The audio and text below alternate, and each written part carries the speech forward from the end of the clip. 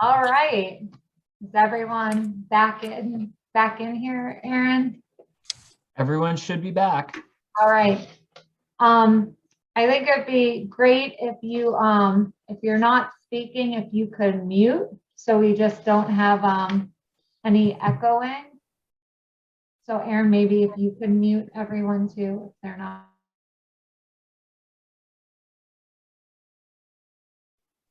Except me, Aaron.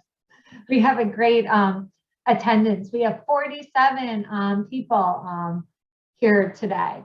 So this is a great attendance for NEBBA. Today is our February meeting. And I think I said this last month. I can't believe it's been almost 2 years that we have not been in person and have been doing virtual meetings. So thank you to our membership, our board members for making this all possible. If you have not, oh, and I don't think that for those of you who don't know me, I am Jennifer Fox. I am the principal owner of Transrail Business Advisors of Boston, and I am now this year officially the president of NEBBA. And if you are not a member of NEBBA, but you've been coming to these meetings, you should officially become a member of NEBBA, because you get to have that NEBBA membership logo, tell your clients and your peers of your good standing membership, display the logo on your website. And we also get to be part of our NEBBA Google group, which has really been beneficial for members. If you have any questions about deals, transactions, you need lenders, lawyers, you can ask questions on the NEBBA Google group. So it's very valuable. So if you have questions about membership, feel free to reach out to me, Peter Quant, who's our membership coordinator and the NEBBA administrator, and we can all help you with membership questions. Next, I really want to thank our website sponsors who make this all possible. First, Beth Shea, Vice President of SBA Lending at Atlantic Capital. I think she is here today, so give a little wave. Justin Growley, who I see also, Coastal Machinery Equipment Appraisers. Jennifer McKay, Vice President of TD Bank. Lou Pereira, Merrimack Business Appraisers, and who is also a NEBBA board member. Steve Sanders, Commercial Business Development Manager of Wells Fargo. Eric Sigmund, M&A attorney of Roberto Israel Weiner, and also a NEBBA board member. Jonathan Smith, Vice President and Senior Loan Officer of Live Oak, and Jordan Richmond, National SBA Development Officer of, it's not Fidelity Bank anymore, Jordan, is it? Do I have the wrong thing written down? I think we merged in 2019. Okay, I need to it's Ameris. I need to update my sheet. That's all Peter. I apologize. That was all Peter, Jen. That's not you. No. So you should, all right. Next, I know a lot of things that we have been talking about is we've been working on a merger with BBAN and NEBBA. So this is a lot of work and a lot of good things to come for NEBBA. So thank you to all of our board members for all the work they have been put. Thank you to Sarah Grossman and Adam Bauer for really leading this merger. We approved it in December. We still have a lot of work ahead, but Sarah is going to give a quick update on just what has been going on. Hi, everyone. Happy Wednesday. So Right now, we're really in design and development mode of the new website with the marketing company. And so we've gone to them. We really want the look and feel of it to be close to Biz by Sell. We want it to be very user-friendly and easy for buyers to go on, search for listings, easy for us to input listings. And so there'll be also just better functionalities than what we have now. You know, in terms of alerting brokers of new listings on there and better kind of flow with buyers. So we're working on kind of the front end design phase as well as the back end sort of functionality coding phase. We'll also be working on sort of what the bylaws are going to look like, requirements of membership, you know, just different things that you'll have to have in your experience and potential, you know, insurance policies for your agency and things like that, just so that we're all protected. So once we have more definitive documents to share, we'll definitely roll them out and share them with everyone. And then hoping that as many people can join NEBBA Plus as possible, so we can really get some good co-broking going on. Thank you so much. Awesome. Thank you so much, Sarah, for that update. Next, I also want to mention the upcoming IBBA conference that is going to be held in Denver on May 6th and May 7th. I was in the Houston conference and it was great. There were a lot of presenters, great content, and it was something you don't want to miss. So registration is now officially open. So you're thinking about, if you're even thinking about attending, at least book your hotel block, because it blocks up really quickly. So it's May 6th and May 7th, and they've been working really hard on planning this conference. I know Steve Morani, I see that he's on there. Do you have anything to add, because you're part of this planning committee on IBBA? Sure, I'd be happy to talk about it. We had, oh gosh, so many workshop presenters submit workshops. It was hard to narrow it down to only the 30 that we've chosen, but we had almost 80 top level professionals from all around the country in all different industries. So we're really expecting this to be a wonderful show. Our first set of room block has already been sold out. We had to add additional rooms in the last 2 weeks. So we're expecting someplace over 600 attendees this time, but it's just going to be a fantastic show. We took the cream of the crop presenters. So I can't imagine anyone be disappointed coming to this Denver show. We'd love to see you there. Great. Thanks, Steve.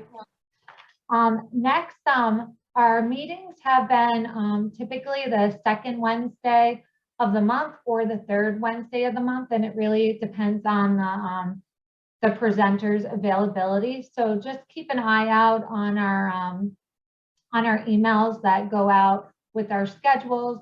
We're working really hard to get top-notch presenters. We have a great event committee this year that consists of Sarah Grossman, Justin Growley, and Jordan Richmond. So look out for these presenters this year. I'm really excited of what we have to offer. Our next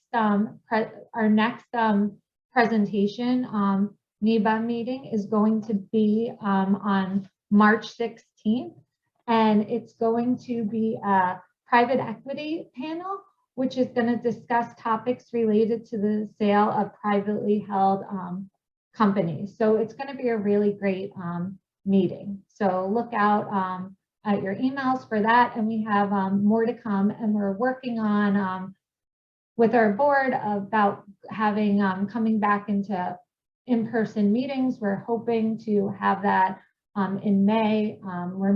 We have a board meeting coming up to discuss more, so please keep an eye out on that.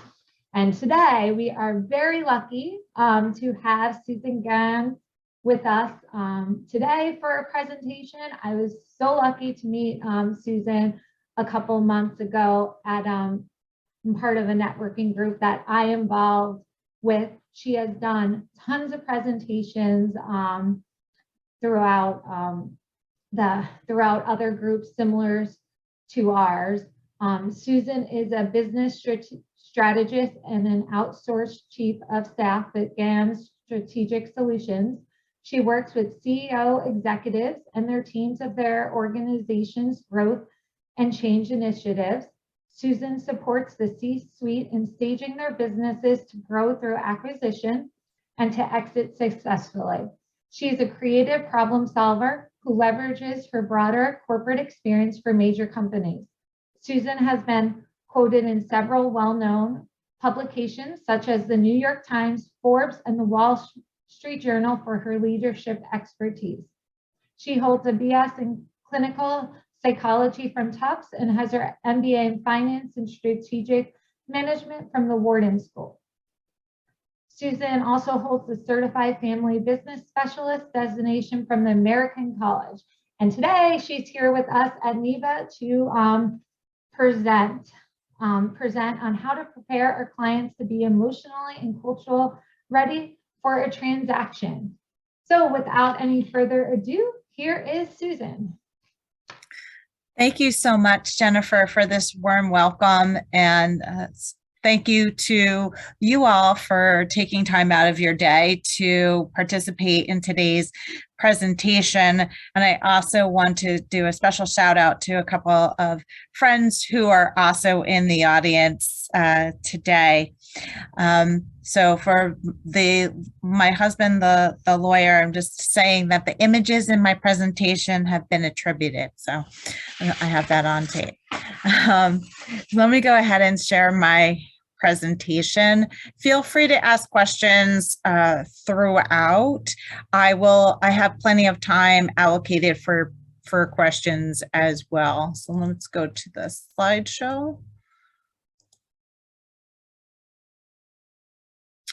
So today what I'm going to cover is we're going to talk about emotions, and that seems to be a hot button because I had a question that was asked about preparation for a meeting today where emotions are very high.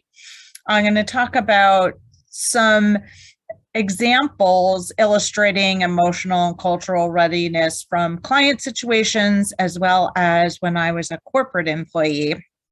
And then I'll summarize those key learnings and takeaways, and would love to hear what you take away from today's presentation.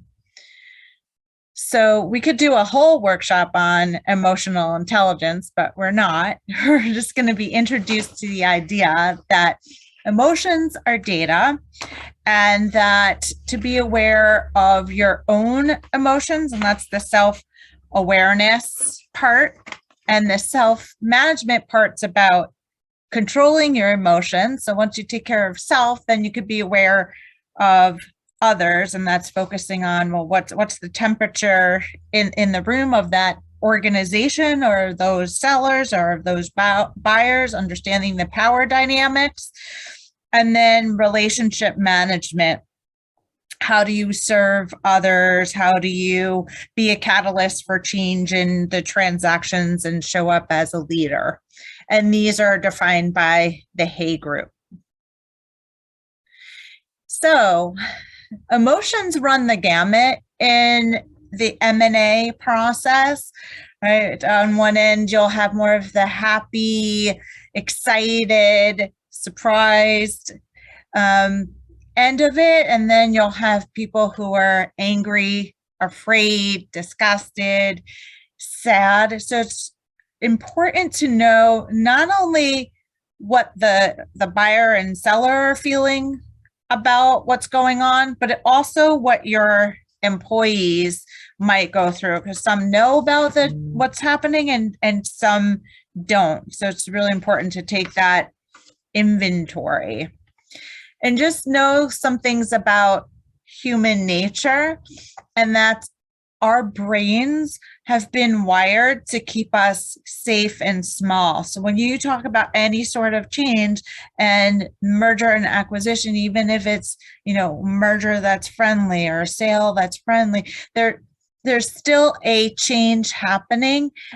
And just know that people have this natural push away. No, I don't want the change. I want things to stay the same. So as you're going through the whole transaction process, through the post-transaction process, think about what's going to make this as smooth as possible. What are their particular objection points, or what do you think they might be afraid of, and just get underneath the emotions. And so with that as a backdrop, let's talk about some examples. So this is the story of an angry CEO who was going through a restructuring of a discount retailer. And he was very strongly convinced that this company had a lot of value, even though the numbers didn't show that. Their financials, no matter how good I tried to tell a story in a pitch book, it was quite difficult because the numbers just weren't there. What was appealing about that company had nothing to do with the products that they offered. It was their real estate. And that's what potential buyers were calling about. Nothing to do with the inventory in the store. But that CEO was convinced that they had good products, and he was pounding his fists on the table. This happened years ago, but I still remember he's pounding his fists on the table saying, I will not sell this company piecemeal. It's a good company. We have a strong product, just with that emotion. But in reality, it wasn't a destination store. It wasn't like a Target or Walmart. They didn't have any special brands. There are no celebrity lines. There was nothing. And this stubbornness from the CEO led to the company not getting even the full value for the real estate, because he pushed it off so long and hard that when the buyers came back and they said, well, we wanted to purchase your real estate, but now you're saying you're desperate. Okay, so now we're going to lower the price. So keep that in mind.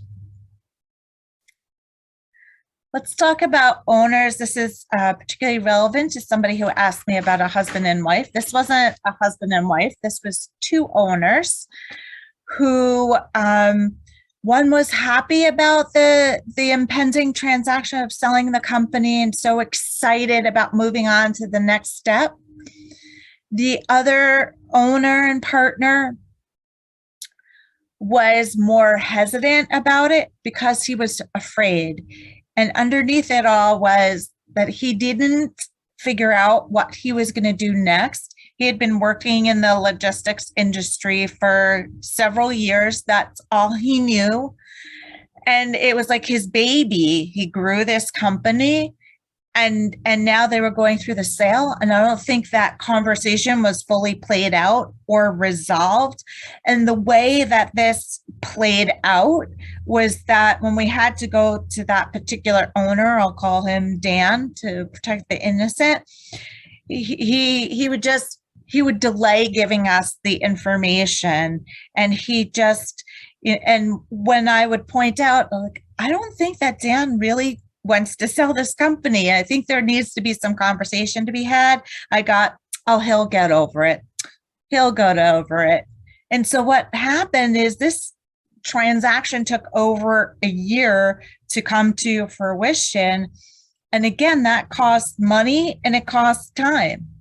Affected the value of the company and also the money spent in consulting time. So addressing this up front could have saved folks money and also increased the value of that particular company.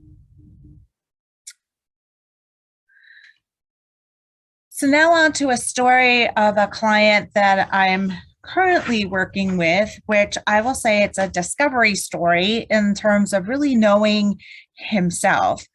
He was forward thinking enough to say, you know what, I want to sell my company in about 5 years. I know that I have to take steps now to increase the value of my company. And he's, as we've been doing work on, well, what's the vision for the company and for him? What's the mission? What's the values of the company? What's the special sauce of what he's offering? Opportunistically, an acquisition potential acquisition has come along that could get him to his revenue numbers that he wants when he goes to sale. And every time he has to put together just information about his own company to potentially get financing, he like procrastinates on it. It becomes uncomfortable. And so I've been uncovering with him, well, what's uncomfortable? Like, this is for your future, and trying to really get him to think past, like, okay, once I sell my business in 5 years, yes, I want to spend some more time with family here in the States and overseas. But beyond that, we need to get to that next level of, okay, what are you going to fill your days with? What gives you purpose? And he's involved in some nonprofits now, so that's meaningful to him. So I tried to take the attention off of the grind of putting numbers together and things like that might not be his wheelhouse, to giving him that future vision, that the steps he's taking is towards that future vision. But what's been interesting about watching him go through this evaluation of this potential acquisition is that he's also learning and discovering things more about his own business. And it's sort of amplifying for him where are his gaps and how he really wants to put more structure underneath his business, which we've been talking about, but it really got amplified for him during this whole process. I want to go on to a story about culture and how that impacts the whole merger and acquisition process. So I was working with a woman who was managing partner of one of the offices of a CPA firm. And they were acquired by a West Coast firm that wanted to have this presence on the East Coast. And of course, in the dating period of people merging, everybody's on their best behavior. But one thing that wasn't clearly communicated throughout the process was that this West Coast bank had a really core value around business development, that was at the heart of what they wanted and valued. And if you were more of an expert practitioner, that actually was not valued at all in the company. So post acquisition, some teams that were working very nicely and complementary, where somebody was more of a sales person and somebody was the practitioner, those teams fractured, that whole culture fell apart, and that left people very frustrated and disengaged, and there was quite a bit of turnover. So think about the cost of lost productivity from the culture clash, the loss of talent, and therefore not realizing the full value of that merger. Now I'm going to give you a different perspective of what it's like to be an employee going through a merger. Now I'm going to talk about companies that are much larger, but I was at Chemical Bank when we took over Manufacturers Hanover in the 90s. And that was my first experience going through any sort of merger. And I went to, well, what's in it for me? What is this? What does this mean? And it was a very real human need around, I have a need for certainty here. I want to know what's going on. And I have to say that management was very transparent the day that the merger was announced. I was working in the middle market, and the gentleman who headed up the middle market, Frank Lorenzo, went around to all the New York City offices and the boroughs in Long Island and New Jersey to talk to us about what this means, what's the opportunity. And not only did he talk to us, he left us with a handbook about answering questions around the whole M&A process. And he had clear messages of why this was meaningful to the banks. And he talked about the combined market share in the middle market at that time would have been 56%. And he made a big deal about it. There were sweatshirts that were subsequently made up to feel good. He created enthusiasm and excitement about it. He answered questions. It was just such a good lesson in that transparency and really recognizing, like, okay, the employees are going to be nervous, uncertain. They're going to be worried about their jobs. Let's head that off at the pass. It was very smart. Now, what could have been improved about that process? It's right, all the devil's in the details. It's the technology became a rub, like which systems were to be used and what happens with bank account numbers. And I think that there could have been some more time, like a transition time with even more transition teams in place and engaging more people in integrating the tougher parts of putting the organizations together. But the cultures were pretty much aligned. So that also helped in the process. And then just as I was joining Credit Suisse First Boston, I knew that bigger Credit Suisse was taking over Credit Suisse First Boston.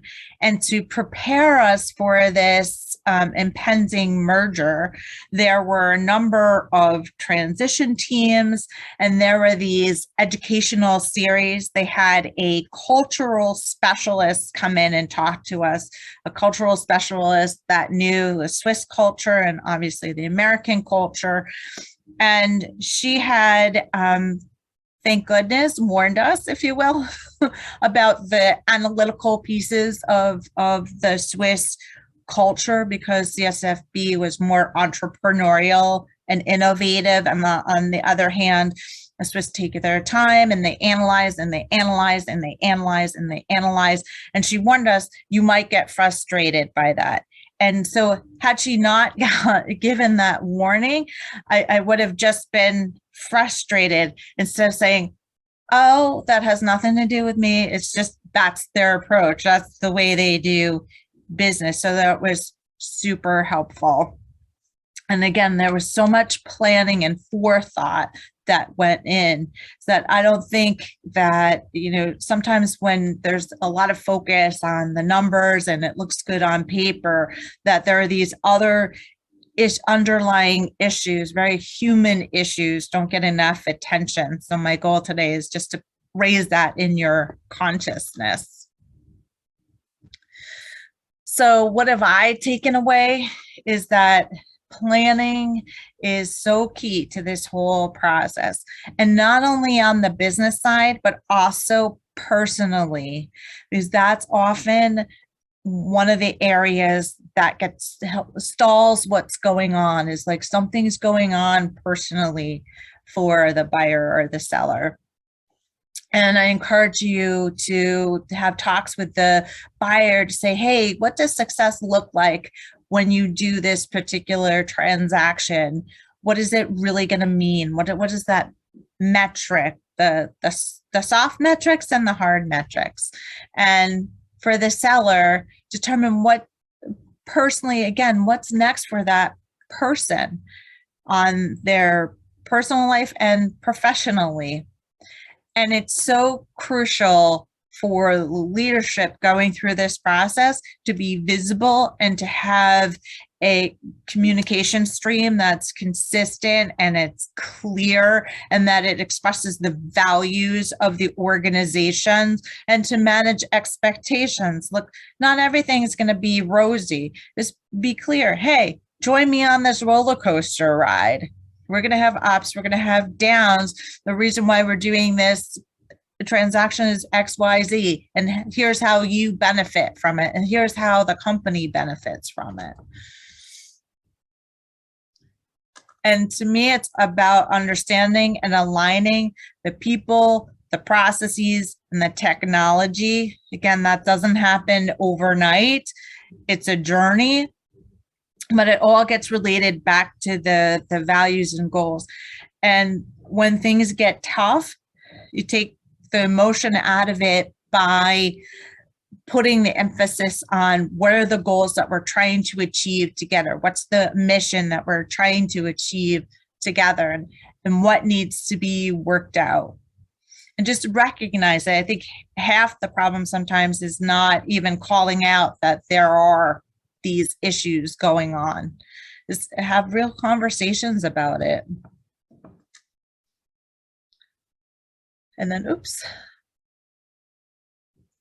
And then I'm happy to continue the conversation, not only today, but after today. Here's my contact information. Feel free to connect with me on LinkedIn. I'm happy to spend, 20 minutes or so in a conversation, complimentary. You have a situation that you're going through that you want some direction on. I'm happy to brainstorm with you and be a thought partner with you. So with that, I'm going to stop the presentation, and I see we might have some questions. Steve? Susan? Yes. Yeah, this is Steve. I got to tell you, this is a topic that is near and dear to my heart, and it might be because I've been around, 30 years or so. But I have seen wives forcing sales and husbands not wanting to go, and I have just seen the whole gamut of exactly what you're describing. So that's why I have brought psychologists to the local affiliate chapter, to the IBBA. Like I said, I think it's near and dear to my heart. Something that drove our company, and I'm going to say 18 years ago, it could be 20, like I said, you can't quote me. But what we did back then was we took ourselves out of any non-broker transactions. We will not handle a buyer and a seller if they show up. There has to be a broker involved, and this is the exact reason why. We're not going to be the one to calm them down, talk them off the ledge, or anything like that. And what we learned back then was without a broker, 85 to 90% of the transactions are going to fall apart. And like I said, we're not you. So we don't have those skill levels. And that's why we made a policy across the company, like I said, almost 20 years ago, where we're not handling transactions without brokers. So this is a huge value. It's incredibly important, especially when you get into those larger goodwill transactions when it's been his baby for 30 years. And I get it, but I'm not going to be the one, like I said, to calm him down. But we see it all the time. He's had a couple health issues. The wife wants him home. She said, we're done. And I have seen them go back and forth and fall apart right before closing. Gosh, if you've been around, so you know, hey, we're raising the price $1 million the week before closing. That's an emotional, it has nothing to do with the business, but we've seen it too often, and that's the reason we will not handle a transaction without a broker. So thank you for all you're doing. You're welcome. It's so important to have that person who can rise above and just see the perspective, who doesn't have any emotional investment in that transaction. So thank you for your question. And the chat is blowing up. I love this. Okay, so Paul asked, have you had to deal with clients on the issue of personal goodwill vis-a-vis corporate goodwill? So Paul, maybe you can explain what you mean here by personal goodwill versus corporate goodwill. Thank you, Susan. Very good presentation. Thank you. I've had cases where the client, the seller says, I built this company up from the ground zero and it couldn't do anything without me, and I run the marketing department and I'm the technology genius in the company. And I always say, thank you, but unfortunately Lincoln outlawed slavery in 1863. I can sell corporate goodwill, I can't sell personal goodwill. So it's getting the client out of the business himself. Do you have any tidbits of knowledge on that? Because that's always a big issue. Well, that's, there's some work done by, I know, Value Builders, who talks about that if sort of the company centers around that particular owner, that actually devalues the company, because then you don't have this ongoing structure and infrastructure. It has to be rebuilt. And it's hard for somebody to hear that message, right? What they're playing into is their identity is tied up with the business. So when you're saying, well, this is about the business and not about you, they're not separating that. You almost have to educate them that you're a very important part of this company and it wouldn't have gotten to this point without you. Now it's about the next level and what you've done for the company as an ongoing concern without you involved. And it's about decoupling the individual from the business. And it's super hard to do, right? Because you can't control how that business owner sees him or herself in relation to the business. So you can talk about, you can use stories, you can talk about how it's separate and not to negate what they're doing, but just focus on, well, then why do you want to sell now? You know what I mean? Just maybe the timing is not right, and sort of pull it away and see what you have to do something a little bit differently, but also understand the brain is wired to stay safe and small. This is what I know. This is what I've done. This is my identity. I don't know what I'm going to do next.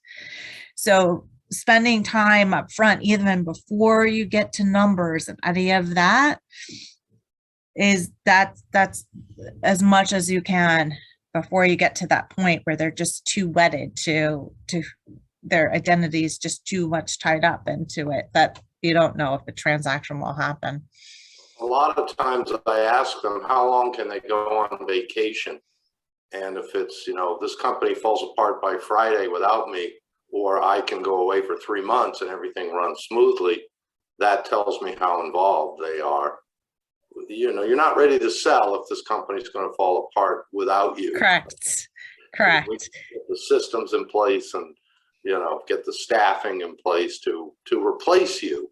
And that's obviously tough for them to, first thing I say is you need to change the name of the company. If it's me.inc, you're not ready to sell. Yes.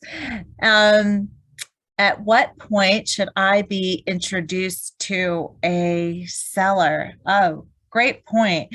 I always say, even when a company is starting, it's the Stephen Covey thing. Like, think of keep the end in mind. What's the end game, and how do you set yourself up for that eventual transaction down the road?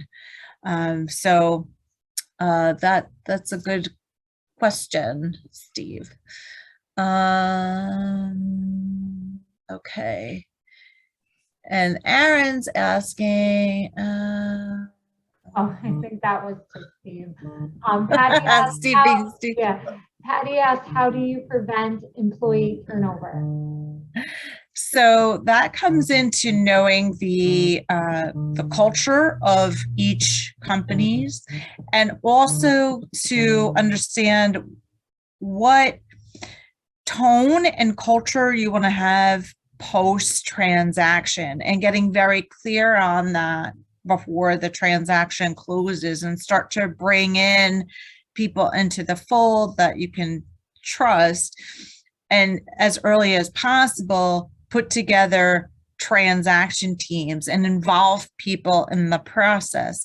Because I think where people get disengaged is that when they don't know what's going on, and of course the phone's ringing, it's probably CVS, where employees get disengaged is when they don't know what's going on, or they don't have a vision of what's happening. And I'm probably going to put myself on mute for a second because you don't have to hear my answering machine. Okay.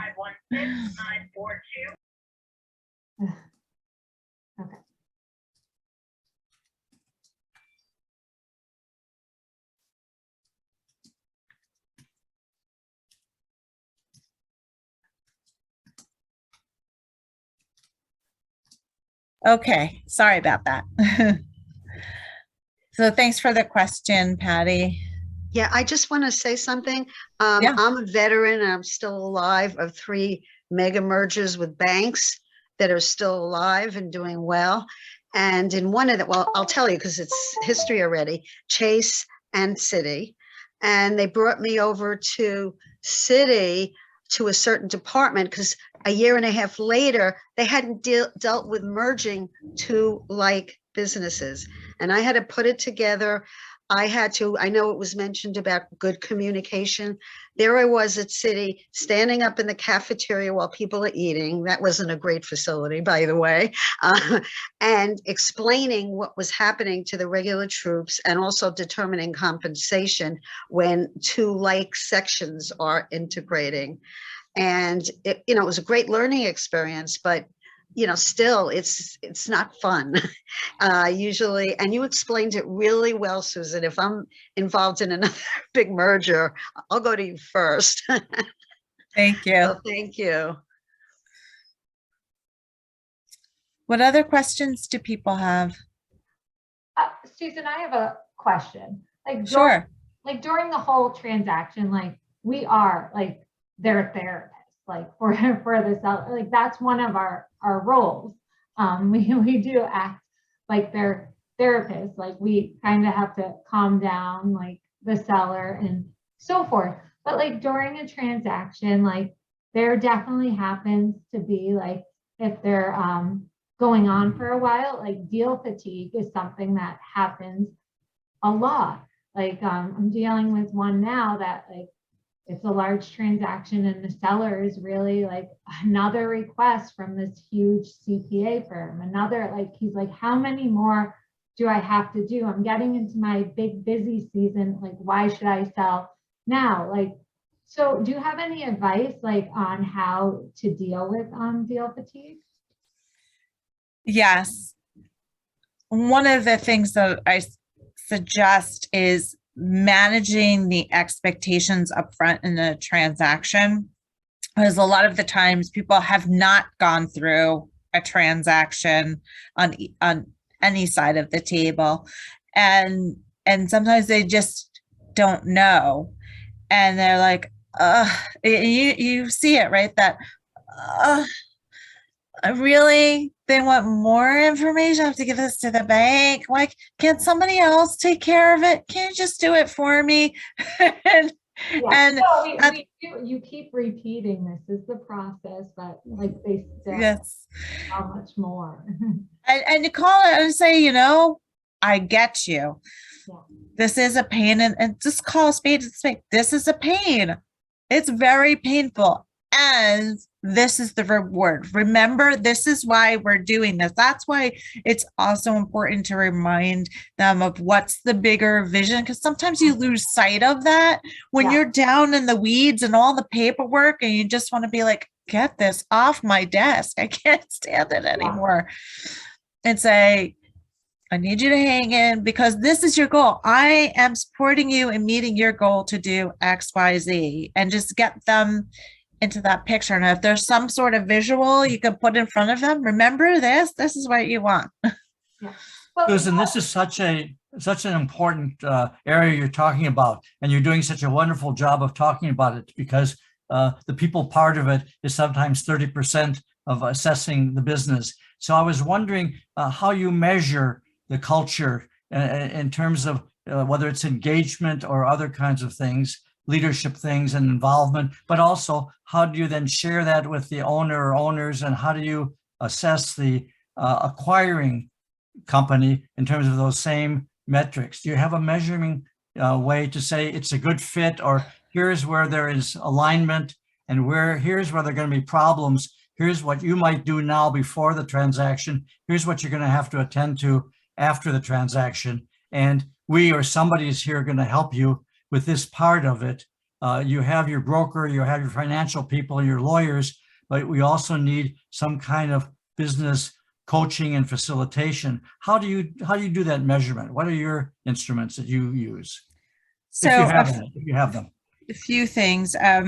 I work with a colleague who's John Maxwell trained. So she has a whole process of how you look at sort of the people pieces, but there are various tools that I like to look at when I'm doing sort of the executive coaching pieces of my work. And I particularly like strength finders because I like to see where people, where you can leverage and maximize those skill sets of those individuals and see how it meshes, because you don't all want an organization of clones, right? You want to value different people, so how that mixes well together, and then to understand where there could be then the blind spots and the frustration pieces with let's say different skills and then different personality tests. And these things aren't good or bad, right? It's just about knowing how is somebody wired and how am I going to best collaborate with them and get the best out of a working relationship. Do you then share that with either the people in the company or the buyer? Is that information that you've accumulated? How do you make that a smooth handoff, as it were, a good transition, as opposed to what you described with that other place, the banks in New York, where they did part of it, but they didn't do some of the other things that, in retrospect, would have also been helpful. How do you? I'm curious. How do you address those issues, or maybe you don't? Not everybody does. Yeah, I mean, some of it depends on the organizations itself and how open they are. I've been in situations where there was a reinsurance company that I was selling in Maine, and I never met any of their staff. It was super confidential. I mean, I was carrying manila folders on planes to organize the due diligence room, and we'd always meet in a hotel. It was just crazy. And I'm curious about, well, how did that post-merger situation work? Because that was so super secret. And so it really depends on the willingness of the parties to be able to, what information they want to share, how open they want to be, because everybody's in a different place in their journey. But that's not part of the requirement. Okay. I have a quick question, Susan. So Yes. when a business intermediary asks the seller, what do you plan on doing post-closing? The single number one answer is play more golf. How does a broker respond to that answer? Say, fantastic.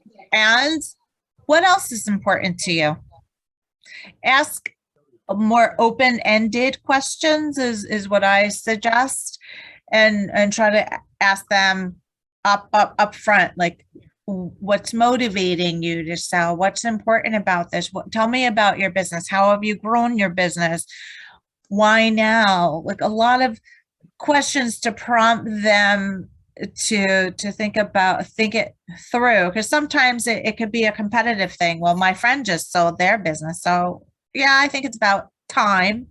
Yeah. Steven, if they don't have an answer to that question, they're not ready to sell their business. That's the second question. We just got this card yesterday. Okay. Yes. And what does it say? Thanks for saving my ass. And that's from a seller. You know, one of the things, and I'll share it with everyone if they want, we have handouts that we give the seller, we give the buyer. There's a meeting coming up. We send it to them again to remind them of all the things they need to be doing and what they need to be saying. And there's a tremendous amount of holding hands throughout this period. And you have to know who you're dealing with. We have a lady right now. She's a maniac. She's a seller. Every day she calls me because she's nervous because we have her business under contract. And she's like a nervous grandmother. And you know what? If you don't know how to deal with her, you're going to get in trouble. You know, and we have another guy. He calls us every freaking day. Is there any action on my listing? So I finally had to say to him, Paul, we'll talk to you once a month for the next 3 months. Enough. You know, you got to draw the line sometimes. People are people, but some people are a little bit off. And they give us the wrong information or the wrong answer. One of the nice things about being self-employed is you do business with who you want to do business with. If we don't like the person, we're not doing business with them. Got it. Yeah, it's very important to set boundaries, to manage expectations, to have checklists for both sides. So you have the language, the scripts to remind you, oh, have we thought through this? Have we thought through that? Very helpful. Thank you, David. Dana, I want to answer Dana's question. So how do you help manage the fear? So the first thing is to call it out and say, if you think somebody is afraid, say, so what's going on for you? What's coming up for you without judgment? I like my famous saying with clients is be curious without judgment. And when you're curious and you're asking open-ended questions, you tend to get at what's going on. If you think of an iceberg, what's going on the bottom layers of that iceberg, and to try to crack that and just hold that space and try to listen more than you speak.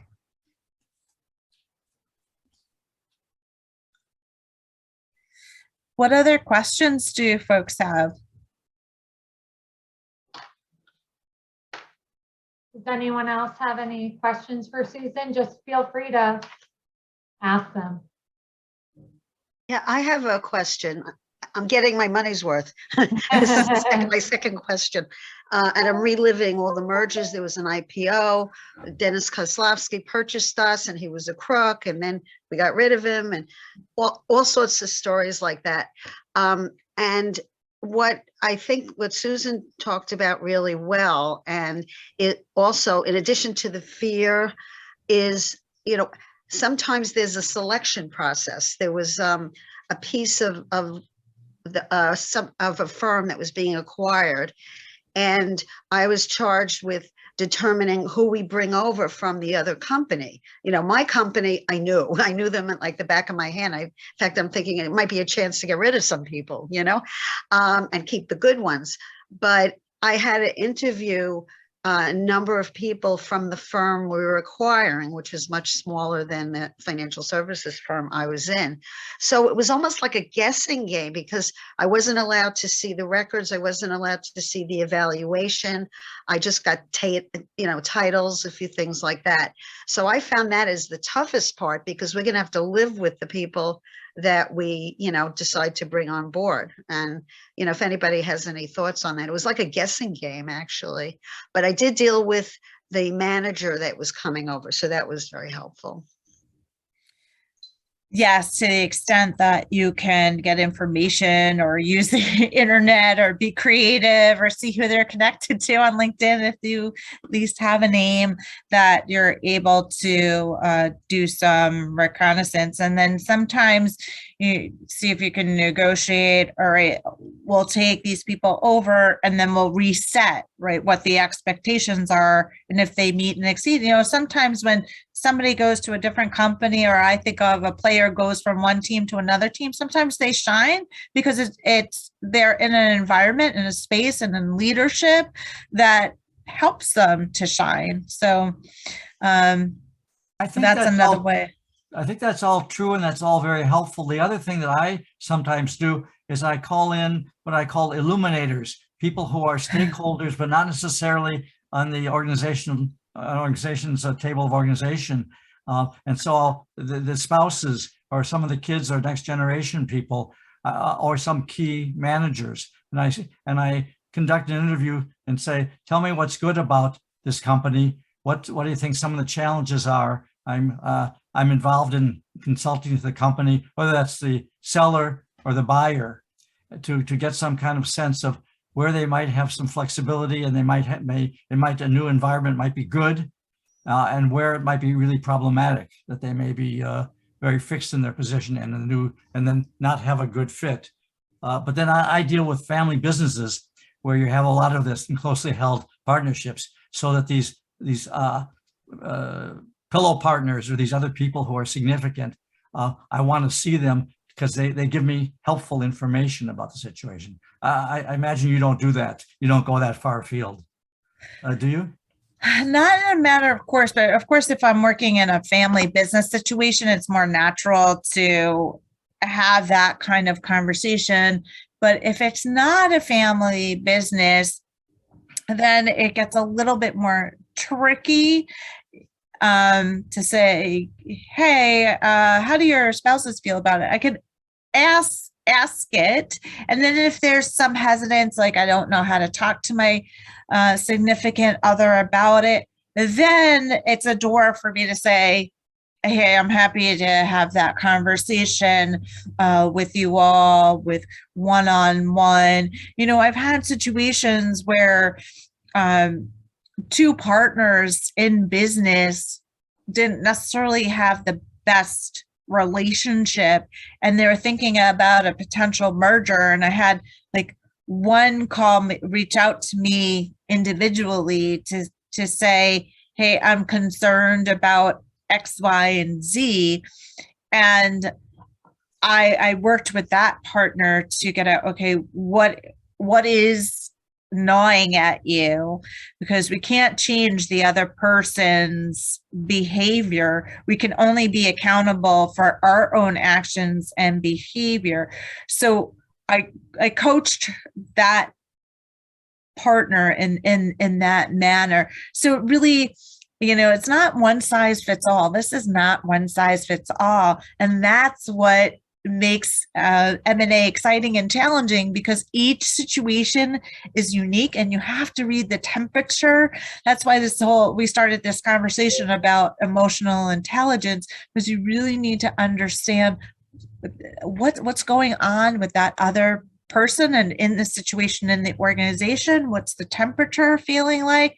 What's coming up for me as an advisor? Oh, I better be aware of that, because you don't know how it could project, like something that might have happened with you and that goes on to the client, and that's none of what's going on in the transaction. So it's really hard, because again, we're not robots, we're human beings. Nice comments. Thank you. You're welcome. So I will just throw it out to the group. One word answers, you can put it in the chat. I would just love to hear what you all took away from today's talk, so that we can anchor in what we learned about today.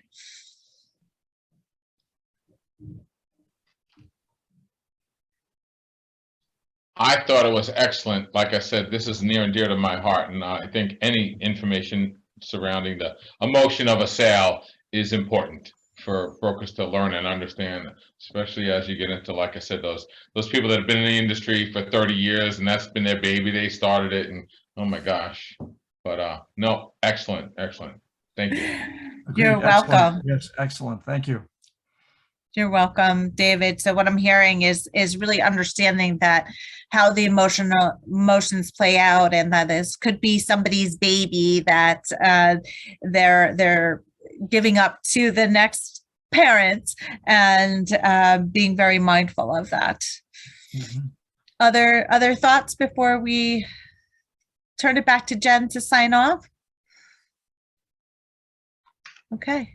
Jennifer, take it away. Thank you so much, Susan, for joining us today and with your presentation. It was a great presentation, and we will, it was recorded, so we will be sharing this presentation. So thank you again. Our next NEBBA meeting will be on Wednesday, March 16th. So we hope to see everyone again then. So thank you again, and everyone have a great rest of your day.